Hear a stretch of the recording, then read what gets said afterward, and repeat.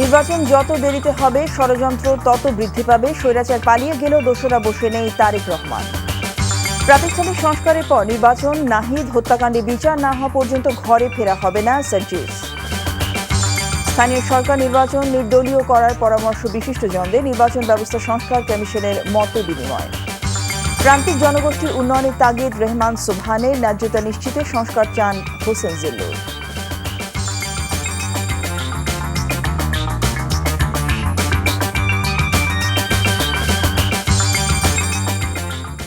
আসসালামু আলাইকুম, জসিন্তা জিনিয়া স্বাগত জানাচ্ছি এনটিভির রাতের খবরে। ক্রাউন সিমেন্ট শিরোনাম দেখছিলেন। এছাড়াও থাকছে ভবদহে জলাবদ্ধতা নিয়ে জনভোগান্তির চিত্র।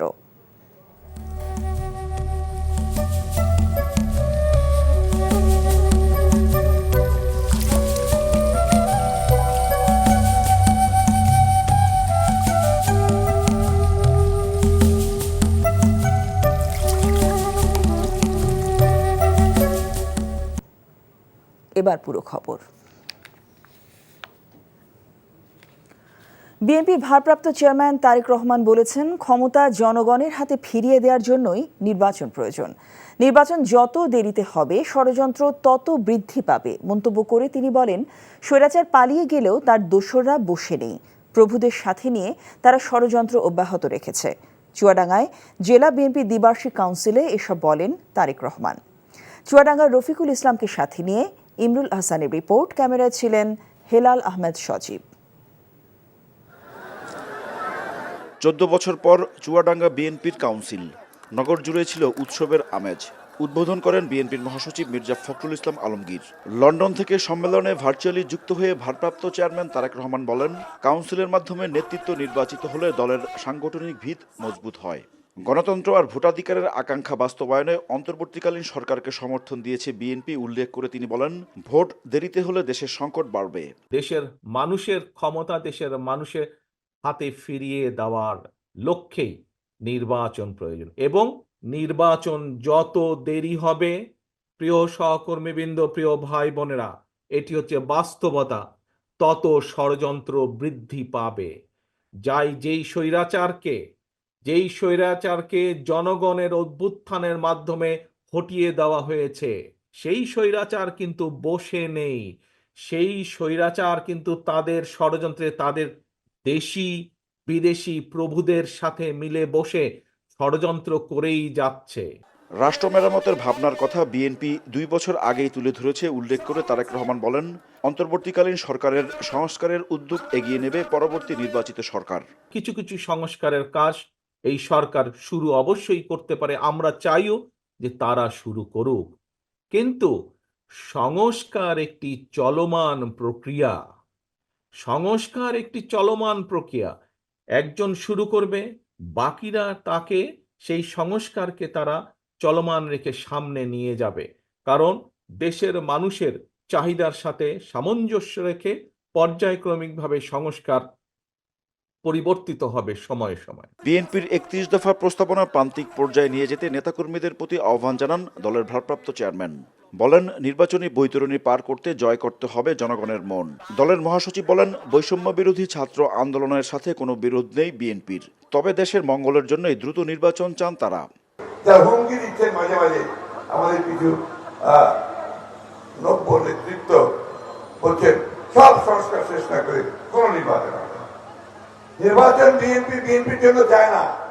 বিএনপি নির্বাচন চায় এই দেশকে রক্ষা করার জন্য। বিএনপি নির্বাচন চায় এই দেশের মানুষের আকাঙ্ক্ষা পূরণ করবার জন্য। ভোটের দিনক্ষণ না হলেও রোডম্যাপ ঘোষণার দাবি জানিয়ে আসছে বিএনপি। চুয়াডাঙ্গার কাউন্সিল থেকে একই দাবি করলেন দলটির শীর্ষ নেতৃত্ব। তবে ভোটের আগে দল গোছানোর কাজ শেষ করতে চায় বিএনপি। জেলা পর্যায়ে নেতৃত্ব বাছাইয়ের ধারাবাহিকতা আগামী 6-7 মাসের মধ্যে দলের কেন্দ্রীয় কাউন্সিলের পরিকল্পনা রয়েছে তাদের। Imrul Ahsan, NTV news, Chuadanga. স্থানীয় সরকার নির্বাচন নির্দলীয় করা, জাতীয় নির্বাচনের আগে স্থানীয় সরকার নির্বাচন, স্থানীয় সরকারের সবকটি নির্বাচন একই দিনে করা সহ বিভিন্ন পরামর্শ উঠে এসেছে নির্বাচন ব্যবস্থার সংস্কার কমিশনের মতবিনিময় সভায়। পরামর্শ এসেছে রাষ্ট্রপতি নির্বাচন সহ সব নির্বাচন সরাসরি ভোটে করারও। রাজধানীর আগারগাঁওয়ে নির্বাচন কমিশন ভবনে আজ সম্প্রচার গণমাধ্যমের জ্যেষ্ঠ প্রতিনিধিদের সঙ্গে মতবিনিময় করে নির্বাচন ব্যবস্থা সংস্কার কমিশন। নিয়ামুল আজিজ সাদেকের রিপোর্টে বিস্তারিত। ইউনিয়ন পরিষদ, পৌরসভা, উপজেলা, জেলা পরিষদ ও সিটি কর্পোরেশন নিয়ে বর্তমান স্থানীয় সরকার কাঠামো, এসব পর্যায়ে গেল এক মেয়াদে 23,000 কোটি টাকা খরচ করে জনপ্রতিনিধি নির্বাচন করা হয়েছে। এমন তথ্য দিয়ে স্থানীয় সরকার বিশেষজ্ঞ ডক্টর তোফায়েল আহমেদ বলেন, এবার স্থানীয় পর্যায়ে শুধু কাউন্সিলর নির্বাচন হবে, নির্বাচিতরাই পরে চেয়ারম্যান ও মেয়র নির্বাচন করবেন।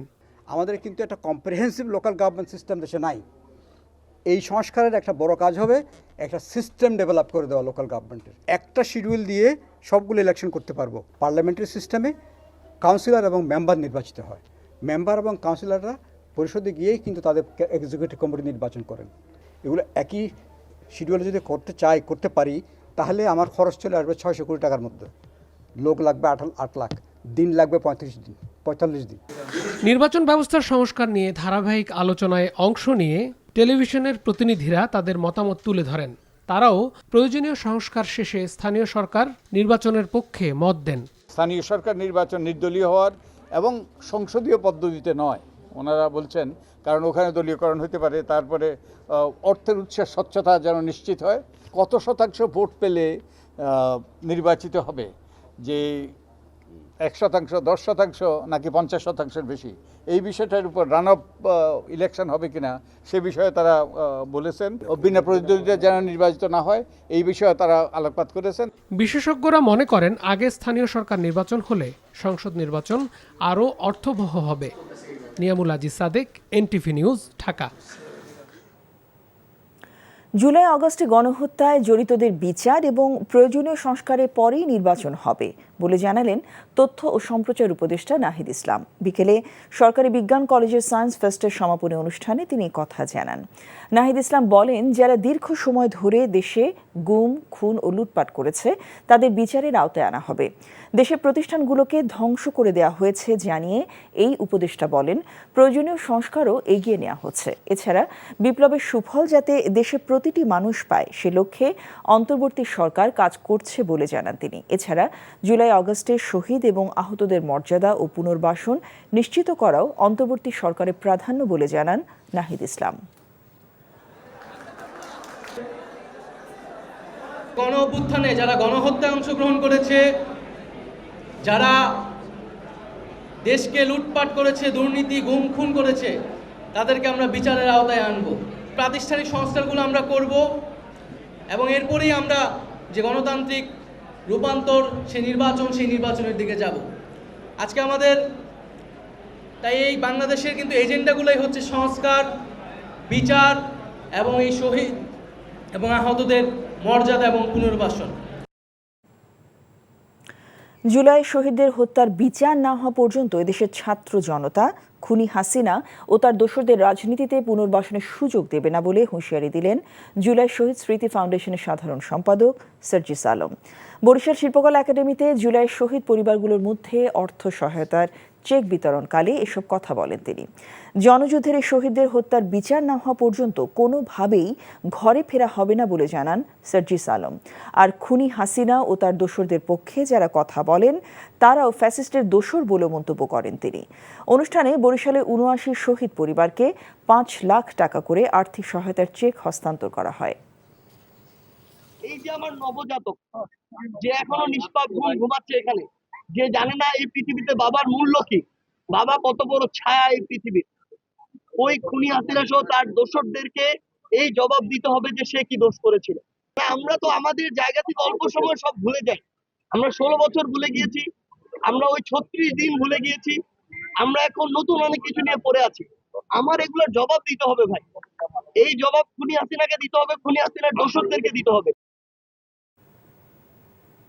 দিন দিন সামাজিক ও অর্থনৈতিক ক্ষেত্রে বৈষম্য বাড়ছে উল্লেখ করে অর্থনীতিবিদ অধ্যাপক রেহমান সোবহান বলেছেন, এসব সমস্যার সমাধান করার এখন সময় এসেছে। বিশেষ করে প্রান্তিক জনগোষ্ঠীর মানুষের আর্থ-সামাজিক উন্নয়নে বর্তমান সরকার কাজ করবে বলে আশা প্রকাশ করেন তিনি। আর ন্যায্যতা নিশ্চিতের ভিত্তিতে সংস্কার প্রয়োজন বলে মনে করেন তত্ত্বাবধায়ক সরকারের সাবেক উপদেষ্টা হোসেন জিল্লুর রহমান। সকালে রাজধানীর সেরডাপ মিলনায়তনে প্রান্তিক জনগোষ্ঠীদের নিয়ে আয়োজিত আলোচনা সভায় সব কথা বলেন তারা। আরাফাত ইসলামের রিপোর্ট।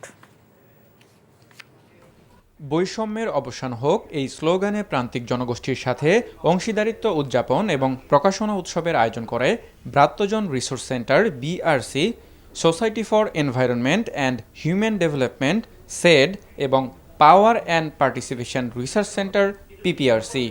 অনুষ্ঠানে প্রান্তিক জনগোষ্ঠী বিষয়ক মূল প্রবন্ধ পাঠ করেন গবেষক ফিলিপ গাইন। এখন 178 টাকা দৈনিক মজুরি এবং এই মজুরি কাঠামো নিয়ে নানান রকমের আপনার তর্ক বিতর্ক। সভাপতির বক্তব্যে তত্ত্বাবধায়ক সরকারের সাবেক উপদেষ্টা হোসেন জিল্লুর রহমান বলেন, ঢালাওভাবে নয়, সংস্কার করতে হবে ন্যায্যতার ভিত্তিতে। ন্যায্যতা নিশ্চিত করার সংস্কার হতে হবে। সংস্কার হলেই, সংস্কারের মাধ্যমেই উনারা যে বললেন, উনারা আতঙ্কিত থাকেন। সংস্কারের মধ্যে তাদের বর্তমান চা শ্রমিকের উনারা বললেন বর্তমান সুবিধাও চলে গেছে। ন্যায্যতা নিশ্চিত করতে পারে এই সংস্কারে কিন্তু আজকের এই মুহূর্তের অন্যতম দাবি এবং আমাদের এই বিশেষণগুলো যুক্ত করার জন্য প্রয়োজন হয়ে গেছে। বেসরকারি গবেষণা প্রতিষ্ঠান সিপিডির প্রতিষ্ঠাতা চেয়ারম্যান অধ্যাপক রেহমান সোবহান বলেন, বৈষম্য দূরীকরণে প্রান্তিক জনগোষ্ঠীর সমস্যা সমাধান করার এখন সময় এসেছে। বৈষম্য বিরুদ্ধে যদি আপনি সংগ্রাম চালাতে চান, তো সবচেয়ে বেশি যে একটু প্রান্তিক সমাজ আছে এখানে, সবচেয়ে যে বৈষম্যের যে বিক্রম আছে এখানে, এটা তো আপনার সব আছে এখানে। যদি কিছু করা যায় এখানে, তো ফসল খুব শিগগিরই হতে পারে। এন্ড একটা সমস্যা যে আমার কালেকটিভলি যে সমাধান করা যাবে এখানে ঠিক করে, এন্ড দেন আপনি এক দল করে আপনি ইউনুস সাহেবের সামনে যাবেন, বলেন কি এইটা করা যাবে আপনার জন্য। এ সময় আদিবাসী, ভিন্ন সম্প্রদায় ও চা শ্রমিক সহ পিছিয়ে পড়া জনগোষ্ঠীর জীবনমান উন্নয়নে বেশ কয়েকটি সংস্কার প্রস্তাব তুলে ধরা হয়। আরাফাত ইসলাম, এনটিভি নিউজ, ঢাকা।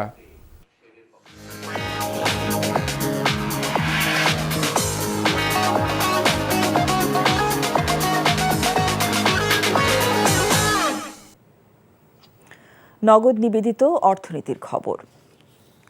চাহিদা অনুযায়ী গ্যাস বিদ্যুৎ মিলছে না শিল্প কলকারখানায়, এমন অভিযোগ করে ব্যবসায়ী নেতারা বলছেন এতে ভয়াবহ ক্ষতির মুখে শিল্প উৎপাদন।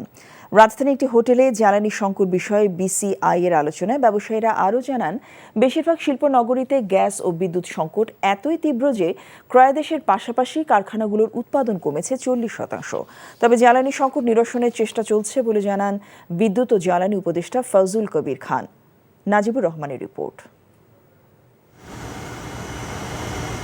বিদ্যুৎ কেন্দ্র, বাসাবাড়ি এমনকি যানবাহন চলাচলে গ্যাসের চাহিদা বেড়েছে দেশজুড়ে। তবে শিল্প কারখানায় গ্যাস ও বিদ্যুৎ সরবরাহ কমেছে অনেকটা।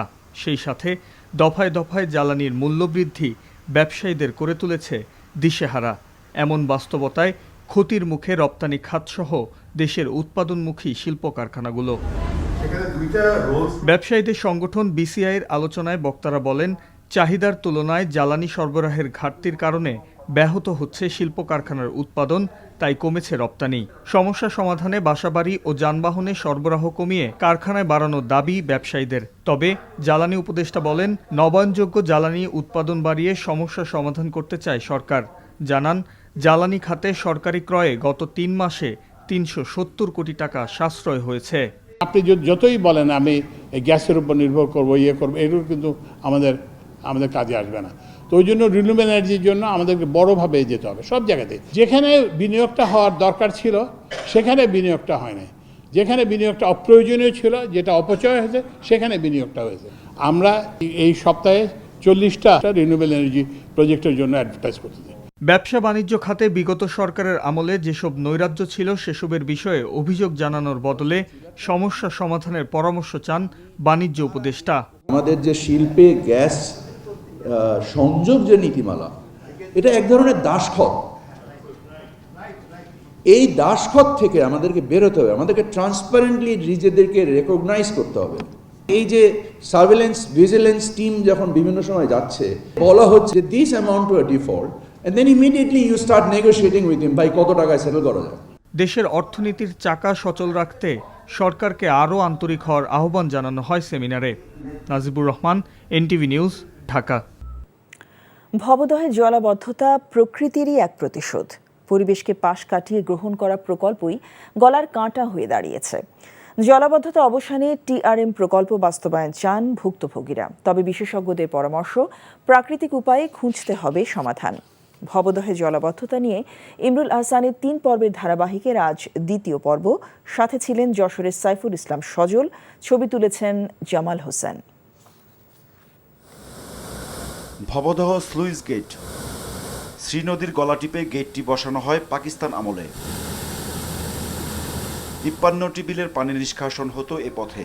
নদীর স্বাভাবিক প্রবাহে উজানের চেয়ে ভাটির অংশ উঁচুতে থাকার কথা, কিন্তু এর উল্টো চিত্র ভবদহে। পানি নিষ্কাশনের পথ রুদ্ধ হয়ে স্থায়ী জলাবদ্ধতার কবলে 330 বর্গ কিলোমিটারের এলাকা। লোকালয়ে লবণ পানির প্রবেশ ঠেকাতে 60-এর দশকে এমন 44টি স্লুইস গেট স্থাপন করা হয় ভবদহ অঞ্চলে। ভবিষ্যতের কথা চিন্তা না করে এই প্রকল্প হাতে নেওয়া হয়, যা এখন মরণ ফাঁদে পরিণত হয়েছে। 20 বছরের মতো এই প্রকল্পের সুফল মিললেও 80-র দশকের শুরুতে প্রতিশোধ নিতে শুরু করে প্রকৃতি। যে পলি বিলে আসার কথা ছিল, সে পলি জমতে থাকে নদীর বুকে। একসময় বাঁধের বাইরের অংশ ভিতরের নদী ও ভূমির চেয়ে উঁচু হয়ে যায়। সেই থেকে টিকে থাকার প্রতিকূল পরিস্থিতিতে ভবদহের 10 লাখ মানুষ। একটা নদীর প্রস্থচ্ছেদ, প্রশস্ততা, গভীরতা নির্ভর করে কতটা পানি সে ক্যারি করছে। যখন জোয়ার ভাটার পরিমাণ কমে গেল, তখন নদীর আর সেই প্রস্থচ্ছেদ থাকলো না, তার তলাটা উপরে উঠে গেল, প্রশস্ততা কমে গেল। দ্বিতীয় ঘটনা ঘটলো, একই সময়ে উজান থেকে যে পানি আসতো, গোড়াই কিংবা মধুমতি কিংবা হরি, শ্রীনদী, কপোতাক্ষ, এইগুলো জুড়ে এটাও বন্ধ হয়ে গেল। গঙ্গার সাথে তাদের সম্পর্ক খারাপ হলো। এই দুটো মিলে জলাবদ্ধতা হয়েছে। বছর বছর নদী খননের প্রকল্প হাতে নেওয়া হয়, কিন্তু যে মাটি কাটা হয় তা পাশেই রেখে দেওয়া হয়। জোয়ারের পানিতে সেই মাটি আবার গিয়ে জমে নদীতেই। জলাবদ্ধতার অভিশাপ থেকে মুক্তি মেলে না ভবদহবাসীর। এক গবেষণা বলছে, প্রতি বছর 1 মিটার করে ভরাট হচ্ছে ভবদহের ভাটির নদীর তলদেশ। ভবদহের মানুষ এই দুঃখ থেকে মুক্তি পেতে গড়ে তুলেছে ভবদহ পানি নিষ্কাশন সংগ্রাম কমিটি নামে নাগরিক কমিটি। এর প্রধান উপদেষ্টা বললেন, টাইডাল রিভার ম্যানেজমেন্ট বা টিআরএম প্রকল্পই আপাতত সমাধান ভবদহের জলাবদ্ধতার। 100 কিলোমিটার এলাকার 400 গ্রাম, তারও বেশি গ্রাম পানির তলে চলে গেছে। সমাধান হলো, আমরা বলেছি যে অবিলম্বে টিআরএম চালু করতে হবে। এই মুহূর্তে ভবদহ সুইচ গেট থেকে মাটি খনন করে একটা নালা করে দেওয়া, যাতে এই অঞ্চলে সুইচ গেটের গেট তুলে দেওয়া, তাহলে জলাবদ্ধতার একটা সংকট থেকে আমরা মুক্ত হব। ভুক্তভোগীরাও চান টিআরএম বাস্তবায়ন ও আমডাঙ্গা খালের সংস্কার। আর আমডাঙ্গা যদি সংস্কার না করা হয়, তাহলে আমাদের দুর্গত যাবে না। গের করবো না, আমরা ফসল করতে চাই। সরকার এখানে 2 দিন যদি এসকোমিটার দেয়, তাহলে আমাকে এই বিলির, এই 27টে বিলির জল নিষ্কাশন হয়ে যাবে। টিআরএমটা যদি করা হয়, তাহলে এই নদীটা বেঁচে যাবে এবং আমরা সারা জীবনের এই যে জলাবদ্ধতা, এটা থেকে আমরা মুক্তি পাবো। তবে টিআরএম প্রকল্পে একমাত্র সমাধান দেখছেন না পানি বিশেষজ্ঞরা। মাটি কেটে কিচ্ছু হবে না, আপনার এই জমিকে উঁচু করতে হবে, কারণ ওই নদীর তলদেশ আর নিচু করার উপায় নেই। কারণ যে পরিমাণ জোয়ার আসে, এই জোয়ারটাকে বাড়াতে গেলে নদীর সাথে ভিতরের বিলগুলোকে কানেক্ট করতে হবে। করলে জোয়ারের পরিমাণ কিছুটা বাড়বে, তার সাথে সেডিমেন্ট এসে এই জমিটাকে উপরে তুলতে হবে। এটার জন্য প্রয়োজন সোশ্যাল ইঞ্জিনিয়ারিং, মানুষকে সংবদ্ধ করে তাদের জমিটাকে যে 3 বছর, 4 বছর, 5 বছর লাগবে প্রাকৃতিকভাবে উঁচু করতে, এটার জন্য তাদের ক্ষতিপূরণ দিয়ে পুরো কাজটা করতে হবে। বিশেষজ্ঞরা বলছেন, 80-র দশকের শুরুতে সুদূর প্রসারী পদক্ষেপ নেওয়া হলে জলাবদ্ধতার শিকার হতো না ভবদহ। Imrul Ahsan, NTV news, Jessore. গত 4 অগস্ট চট্টগ্রামে বৈষম্য বিরোধী ছাত্র জনতার আন্দোলনে একাই 28 রাউন্ড গুলি চালানো আলোচিত যুবলীগ কর্মী তৌহিদুল ইসলামকে গ্রেফতার করেছে পুলিশ। আজ এক ব্রিফিংয়ে পুলিশ জানায়, গোপন সংবাদের ভিত্তিতে শুক্রবার রাতে সাতক্ষীরা জেলার কমলনগর এলাকা থেকে তাকে গ্রেফতার করে চট্টগ্রাম নগরের চান্দগাঁও থানা পুলিশ। ছাত্র জনতার আন্দোলনে তৌহিদুল একটি শর্ট গান নিয়ে গুলিবর্ষণ করেন। চট্টগ্রামের চান্দগাঁওয়ের বাসিন্দা যুবলীগ কর্মী তৌহিদুল ইসলাম একজন পেশাদার খুনি। তার বিরুদ্ধে 5টি হত্যাসহ 12টি মামলা রয়েছে চট্টগ্রামের বিভিন্ন থানায়। ছাত্র জনতার আন্দোলনে অস্ত্রধারীদের মধ্যে 4 জনকে র্যাব এবং 1 জনকে নগর পুলিশ গ্রেফতার করেছিল। সর্বশেষ তৌহিদুল সহ মোট 2 জনকে গ্রেফতার করে নগর পুলিশ। গত 4 অগস্ট নগরের বহদ্দারহাট এলাকায় তৌহিদুল একাই 28টি গুলি ছোঁড়ার কথা স্বীকার করেছে। ঘটনায় ব্যবহৃত অস্ত্রটি উদ্ধারে অভিযান চলছে বলে ব্রিফিংয়ে জানায় পুলিশ।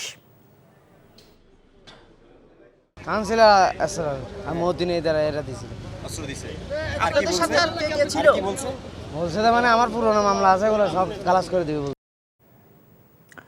গত 24 ঘন্টায় ডেঙ্গু আক্রান্ত হয়ে আরও 10 জনের মৃত্যু হয়েছে। একই সঙ্গে এই সময় ভাইরাসটি আক্রান্ত হয়ে হাসপাতালে ভর্তি হয়েছেন আরও 886 জন। স্বাস্থ্য অধিদপ্তরের বিজ্ঞপ্তিতে জানানো হয়, হাসপাতালে নতুন ভর্তি হওয়াদের মধ্যে বরিশাল বিভাগে 144 জন, চট্টগ্রাম বিভাগে 69 জন, ঢাকা বিভাগে 121 জন, ঢাকা উত্তর সিটিতে 206 জন, ঢাকা দক্ষিণ সিটিতে 167 জন, খুলনা বিভাগে 107 জন রয়েছেন। এছাড়া রাজশাহী বিভাগে 40 জন, ময়মনসিংহ বিভাগে 27 জন, রংপুর বিভাগে 4 জন এবং সিলেট বিভাগে 1 জন নতুন রোগী ভর্তি হয়েছেন। এদিকে গত একদিনে সারা দেশে 938 জন ডেঙ্গু রোগী হাসপাতাল থেকে ছাড়পত্র পেয়েছেন। এ নিয়ে চলতি বছর ছাড়পত্র পেয়েছেন 81,456 জন। অপরিণত নবজাতকের জন্ম, নবজাতকের মৃত্যু হার সহ অন্যান্য রোগে বিশ্বের সবচেয়ে ঝুঁকিপূর্ণ দেশগুলোর একটি বাংলাদেশ। এমনটি উল্লেখ করে শিশু মৃত্যুহার রোধ এবং অপরিণত নবজাতকের চিকিৎসায় জনসচেতনতা সৃষ্টি এবং চিকিৎসকদের আন্তরিক হওয়ার আহ্বান জানিয়েছেন বিশেষজ্ঞরা। সকালে রাজধানী বঙ্গবন্ধু শেখ মুজিব মেডিকেল বিশ্ববিদ্যালয়ে অপরিণত নবজাতকের জন্ম রোধ, প্রতিকারে করণীয় ও বাংলাদেশের উদ্ভাবন শীর্ষক কর্মশালায় বিশেষজ্ঞ চিকিৎসকরা এই আহ্বান জানান। ICDDR এবং শেখ মুজিব মেডিকেল বিশ্ববিদ্যালয়ের নবজাতক বিদ্যা বিভাগের যৌথ উদ্যোগে কর্মশালায় প্রবন্ধ উপস্থাপন করেন বিভাগের চেয়ারম্যান অধ্যাপক ডক্টর আব্দুল মান্নান এবং ICDDR এর মাতৃ ও শিশু স্বাস্থ্য বিভাগের সায়েন্টিস্ট ডাক্তার আহমেদ এহসানুর রহমান। এক সপ্তাহের মধ্যে 7 দফা দাবি বাস্তবায়ন না হলে 30 নভেম্বর সারা দেশে সমাবেশ করবে ইজি বাইক সংগ্রাম পরিষদ। সকালে জাতীয় প্রেসক্লাবের সামনে সমাবেশ করে এমন ঘোষণা দেয় রিকশা, ব্যাটারি চালিত অটোরিকশা, ভ্যান ও ইজি বাইক সংগ্রাম পরিষদ। সমাবেশে নীতিমালা অনুযায়ী ইজি বাইক, রিকশা চালিত, ব্যাটারি চালিত যানবাহনের নিবন্ধন, চালকদের লাইসেন্স ও রুট পারমিট প্রদান করা, কারিগরি ত্রুটি সংশোধন করে ব্যাটারি চালিত যানবাহনের আধুনিকায়ন করা, বিদ্যুৎ চুরি ও অপচয় রোধ করতে ইলেকট্রিক বা ব্যাটারি চালিত যানবাহনের জন্য চার্জিং স্টেশন স্থাপন করা সহ 7 দফা দাবি জানান সংগঠনের নেতারা। এছাড়াও ছাত্র শ্রমিক জনতার গণ অভ্যুত্থানে ব্যাটারি চালিত ইজি বাইক ও রিকশা সহ নিহত আহত সকল শ্রমিকের ক্ষতিপূরণ, চিকিৎসা ও পুনর্বাসনের ব্যবস্থা নিশ্চিত করার দাবিও করেন তারা। গণহত্যার দায়ে আওয়ামী লীগকে নিষিদ্ধ করার জন্য সংবিধানে আলাদা বিধান সংযোজনের প্রস্তাব দেবেন জানিয়ে বাংলাদেশ জাতীয় পার্টির বিজেপি চেয়ারম্যান আন্দালিব রহমান পার্থ বলেছেন, গণহত্যার জন্য যাদের অনুশোচনা নেই তারা রাজনীতি করারও অধিকার হারিয়েছে। আজ রাজধানী ইঞ্জিনিয়ারিং ইনস্টিটিউটে বাংলাদেশ জাতীয় পার্টি আয়োজিত সংবিধান সংস্কার প্রস্তাব শীর্ষক আলোচনা সভায় তিনি এসব কথা বলেন। বর্তমান সংবিধান সময়োপযোগী নয় দাবি করে বিজেপি চেয়ারম্যান প্রস্তাব দেন দ্বিকক্ষ বিশিষ্ট সংসদ, তত্ত্বাবধায়ক সরকার পুনর্বহাল এবং মহানবী হজরত মোহাম্মদ সাল্লাল্লাহু আলাইহি ওয়াসাল্লামকে নিয়ে কটূক্তির বিরুদ্ধে শাস্তির বিধান সংবিধানে সংযোজন করা প্রয়োজন। এ সময় আওয়ামী লীগের কড়া সমালোচনা করে তিনি বলেন, গণহত্যার বিচার না হওয়া পর্যন্ত আওয়ামী লীগের নির্বাচনে অংশ নেয়ার কোনো অধিকার নেই। অটোমোবাইল ব্যবসায়ীদের জীবনযাত্রার মান উন্নয়নের জন্য সম্প্রতি বাংলাদেশ ওয়ার্কশপ মালিক সমিতি রাজধানীর 4টি অঞ্চলের থানা কমিটি গঠন করেছে। সন্ধ্যায় রাজধানী মতিঝিলে বাংলাদেশ ওয়ার্কশপ মালিক সমিতির আয়োজনে অভিষেক অনুষ্ঠান এবং পরিচিতি সভা অনুষ্ঠিত হয়। কমলাপুর, মতিঝিল, যাত্রাবাড়ি এবং ওয়ারী অঞ্চলের অটোমোবাইল ব্যবসায়ীদের বিভিন্ন সমস্যা ও দাবি দাওয়া এই কমিটির মাধ্যমে সমাধান হবে বলে আশা প্রকাশ করেন বক্তারা। অনুষ্ঠানে প্রধান অতিথি ছিলেন বাংলাদেশ অটোমোবাইল ওয়ার্কশপ মালিক সমিতির প্রতিষ্ঠাতা সভাপতি এবং প্রধান উপদেষ্টা খায়রু উদ্দিন মন্টু, কমলাপুর মতিঝিল যাত্রাবাড়ি ও ওয়ারি অঞ্চলের থানা কমিটির সভাপতি মোহাম্মদ মুজিবুর রহমান এবং সাধারণ সম্পাদক মোহাম্মদ গুলজার হোসেন সহ কমিটির সদস্যরা।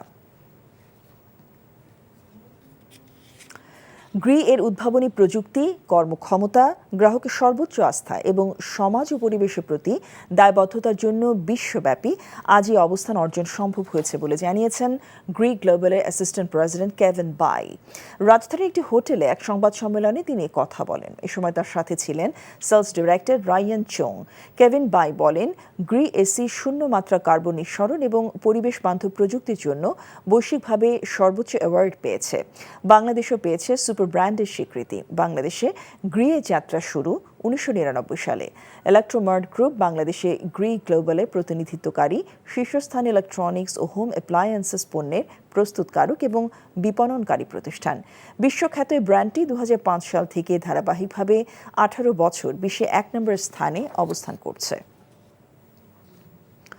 বাংলাদেশে প্রথম এসিআই লিমিটেড বাজারে নিয়ে এলো ভিটামিন ও মিনারেলস সমৃদ্ধ ফোর্টিফাইড চাল, এসিআই পিওর ফোর্টিফাইড চাল। ভোক্তাদের জন্য পুষ্টিকর খাদ্য, গর্ভবতী মা ও শিশু স্বাস্থ্য এবং পুষ্টি নিশ্চয়তার ধারাবাহিকতায় আরও একটি গুরুত্বপূর্ণ পদক্ষেপ হিসেবে এই ফোর্টিফাইড চাল বাজারে এনেছে এসিআই। রাজধানী তেজগাঁওয়ের এসিআই সেন্টারে আয়োজিত অনুষ্ঠানে উদ্বোধন করা হয় এসিআই পিওর ফোর্টিফাইড চাল। অনুষ্ঠানে এসিআই গ্রুপের চেয়ারম্যান এম আনিসুদ্দৌলা বলেন, ভোক্তাদের খাদ্যের মান উন্নয়ন এবং পুষ্টি নিশ্চয়তা নিশ্চিত করতে নিরলসভাবে নতুন উদ্ভাবন ও উদ্যোগ গ্রহণ করছে এসিআই লিমিটেড, যা বাংলাদেশের পুষ্টিহীনতার সমস্যা সমাধানে সরাসরি এবং ইতিবাচক ভূমিকা রাখবে।